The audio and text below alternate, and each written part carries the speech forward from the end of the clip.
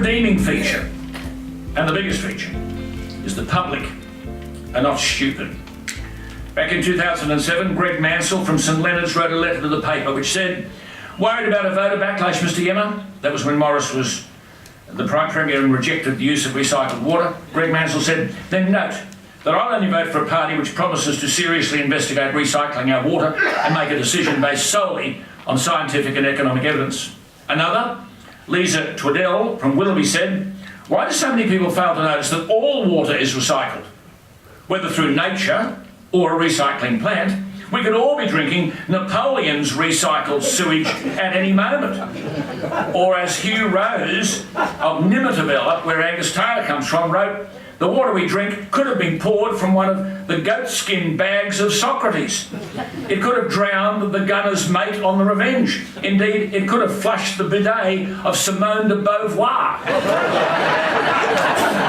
He said, this is at the time of that lunatic Berghoff in Toowoomba, he says, "You'll be drinking history, Queenslanders, lighten up."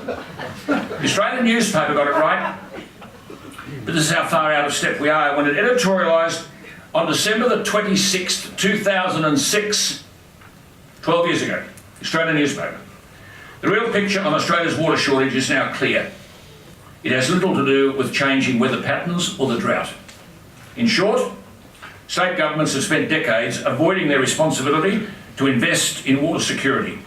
Instead of proper planning, water authorities have squeezed the supply of water to consumers through restrictions to allow state governments to pocket hundreds of millions of dollars a year in dividends.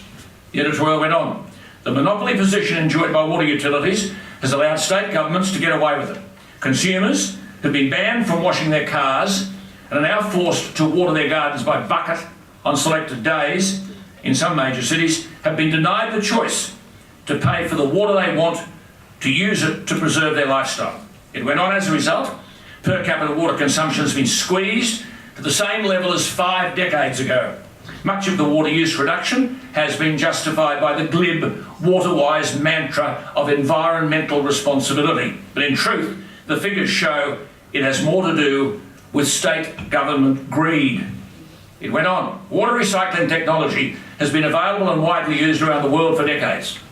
Consumers are overwhelmingly prepared to accept recycled water for domestic use. 69% of poll respondents accepted the idea of drinking recycled sewage. 29% said they'd be prepared to use it in their homes for non-drinking purposes, such as flushing toilets or watering gardens. Of the 1,200 surveyed, only 2% were against both options, and only 0.5% didn't have an opinion. The editorial ended. State governments should forget about referenda on whether water should be recycled and just get on with it. A market should be established in wastewater to break the state monopoly on supplies, injecting much needed competition into the domestic water supply market. Only then will water resources be properly priced and consumers not have their lifestyles frustrated and expectations let down by the short-term thinking of politicians exploiting a captive market. Well, finally, none of this will succeed while ever we persist in crocodile tears about how we are a dry continent.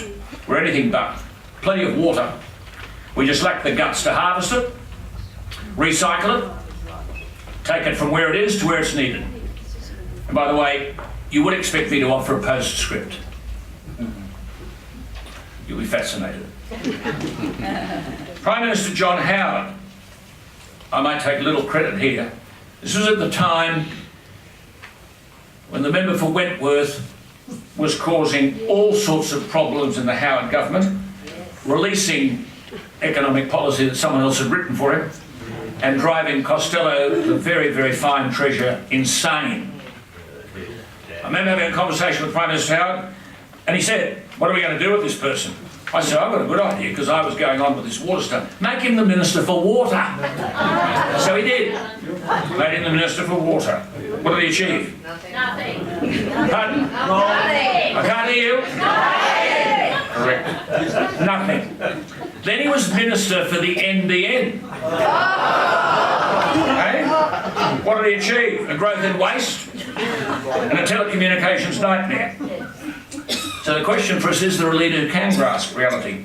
One thing is for certain, you won't find one on the water issue on the Labor side of politics. You won't find it. They'll be in bed with the Greens, there'll be a frog somewhere that can't be moved. The challenge for the Morrison government is enormous. We can't wait any longer. In 1974 and 75, a horse called Think Big won successive Melbourne Cups. The challenge for us is to think big.